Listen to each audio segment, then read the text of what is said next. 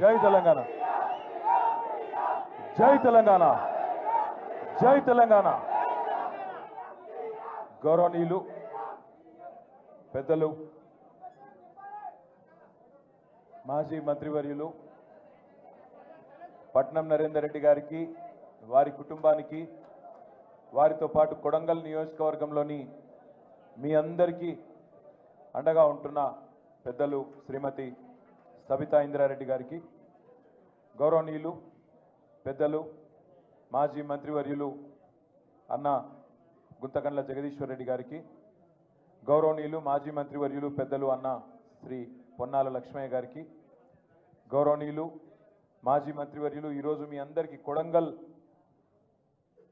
మా గులాబీ దండుకు సంఘీభావంగా మీకు మేము అందరం ఉన్నామని చెప్పనీకి వచ్చిన మాజీ మంత్రివర్యులు బాల్కొండ శాసనసభ్యులు అన్న గౌరవనీయులు ప్రశాంత్ రెడ్డి గారికి, అక్క కొడంగల్లో ఈ సంఘటన జరిగిన మరుక్షణం నుంచి అక్కడి గిరిజన బిడ్డలతో ప్రతిరోజు మాట్లాడుతూ వారికి అండగా ఉన్న మనందరి ఆడబిడ్డ మాజీ మంత్రి ఎమ్మెల్సీ శ్రీమతి సత్యవతి రాథోడ్ గారు, గౌరవనీయులు పెద్దలు మరొక 8 సంవత్సరాల సర్వీసు ఉండగా కూడా ఐపీఎస్ అధికారిగా అత్యున్నత స్థాయికి రాష్ట్రంలో కేంద్రంలో అవసరమైతే అధికారికంగా పోయే అవకాశం ఉన్నా 8 సంవత్సరాల సర్వీసును పక్కన పెట్టి నా తెలంగాణకు నేను సేవ చేస్తా, నా తెలంగాణకు న్యాయం చేసేది చేయగలిగేది కేసీఆర్ గారి నాయకత్వమే అని ఇవాళ ఇప్పటిదాకా స్ఫూర్తిదాయకంగా మీ ముందు ప్రసంగించిన పెద్దలు ఆర్ఎస్ ప్రవీణ్ కుమార్ గారు, గౌరవనీయులు కవి గాయకులు పాలమూరు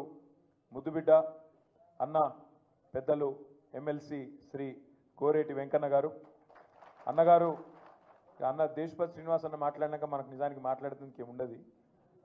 అద్భుతంగా ఇప్పటిదాకా మిమ్మల్ని ఉర్రు తొలగించే విధంగా ప్రసంగించిన ఎమ్మెల్సీ పెద్దలు అన్నగారు దేశపతి శ్రీనివాస్ గారు, తమ్ముడు మొట్టమొదటిసారి మనం ఈ సంవత్సర కాలంలో మరి పాలమూరులోనే పాలమూరు పౌరుషం రుచి చూపెట్టి రేవంత్ రెడ్డికి చుక్కలు చూపెట్టి ఎమ్మెల్సీగా గెలిచిన మా తమ్ముడు నవీన్ కుమార్ రెడ్డి గారు, అదేవిధంగా పట్నం కుటుంబ వారసుడు మా తమ్ముడు మీ అందరికి అండగా ఉన్న పట్నం అవినాష్ రెడ్డి గారు, అదేవిధంగా వేదిక పైన ఉన్న మరొక తమ్ముడు మా ఎమ్మెల్యే హుజూరాబాద్ కౌశిక్ రెడ్డి గారు, పాడి కౌశిక్ రెడ్డి గారు, అదేవిధంగా మా తమ్ముడు బాల్కా సుమన్ గారు మాజీ ఎమ్మెల్యే గారు, ఈ కార్యక్రమానికి అధ్యక్షత వహిస్తున్న సోదరుడు వికారాబాద్ జిల్లా పార్టీ అధ్యక్షుడు వికారాబాద్ మాజీ శాసనసభ్యుడు తమ్ముడు డాక్టర్ మెతుకు ఆనంద్ గారు, చాంద్ పాషాబాయి గారు, అదేవిధంగా సలీం గారు, గజ్జల నాగేష్ గారు, తమ్ముడు మైపాల్ గారు, అదేవిధంగా వేదిక పైన మా కొడంగల్ నాయకత్వం మొత్తానికి నేను ఎవరో పేర్లు చెప్పలేదు, మనసులనే తిట్టుకోరి బయట తిట్టుకోరి కోరుతూ మరి వేదిక ముందున్న ఉదయం 3 గంటల నుంచి అరెస్టు చేస్తానని పోలీసు వాళ్ళని ఇళ్లకు పంపించిన నీ సంగతి ఏందో మా సంగతి ఏందో చూపెడతామని చెప్పి ఇక్కడికి వచ్చిన మా కొడంగల్ అన్నదమ్ములకు ఆడబిడ్డలకు ముఖ్యంగా మా ఆడబిడ్డలకు హృదయపూర్వకంగా నమస్కారాలు, హృదయపూర్వకంగా మీ చైతన్యానికి వందనాలు. సరిగ్గా 35 రోజులైంది నరేందర్ రెడ్డి గారిని అరెస్ట్ చేసి, వారితో పాటు దాదాపు 30 మంది రైతులను అరెస్ట్ చేసి 35 రోజులైంది. ఒక మాట మాత్రం ఖచ్చితంగా చెప్పాలి, నరేందర్ రెడ్డి గారి కుటుంబాన్ని కలవడానికి మొట్టమొదటి రోజు పోయినప్పుడు వారి తల్లిగారు నరేందర్ రెడ్డి గారి అమ్మగారు 92-93 ఏళ్ళ వయసు ఉంటుంది ఆ పెద్దమ్మకు, నేను సబితక్క పోతే మా ఓడు చాలా మెత్తటోని కొంటపోయిన బిడ్డ అన్నది. కానీ ఆ మెత్తటోడు రేపటి రోజున ఉక్కు మనిషి అయి రేవంత్ రెడ్డిని తుక్కు చేస్తాడు, ఖచ్చితంగా తుక్కు చేస్తాడు. మీ అందరి ఆశీర్వాదంతో కొడంగల్లో తుక్కు చేస్తాడు రేవంత్ రెడ్డిని. ఈ మాట మాత్రం పక్కా యాది పెట్టుకోమని చెప్పి నేను కోరుతా ఉన్నా.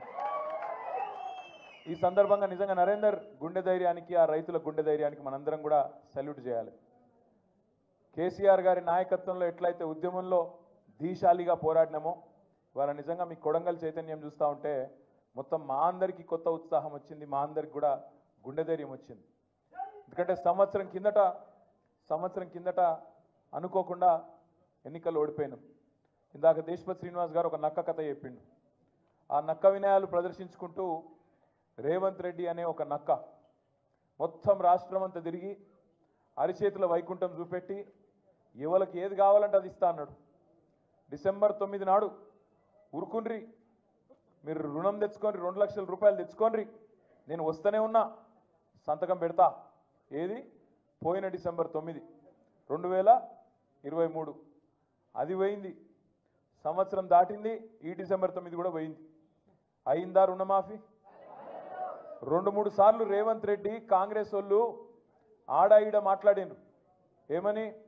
రుణమాఫీ చేసినామని. అంటే నేను ఒక్కటే అన్నా, దమ్ముందా? పోదామా? నీ సొంత ఊరు కొండారెడ్డిపల్లె పోదామా, నీ కాన్స్టిట్యున్సీ కొడంగల్ పోదామా, ఏడికి పోదామో రా. ఒక్క ఊర్లోనన్నా 100% రైతులు కనుకొచ్చి రుణమాఫీ అయిందని చెప్తే నేను రాజకీయ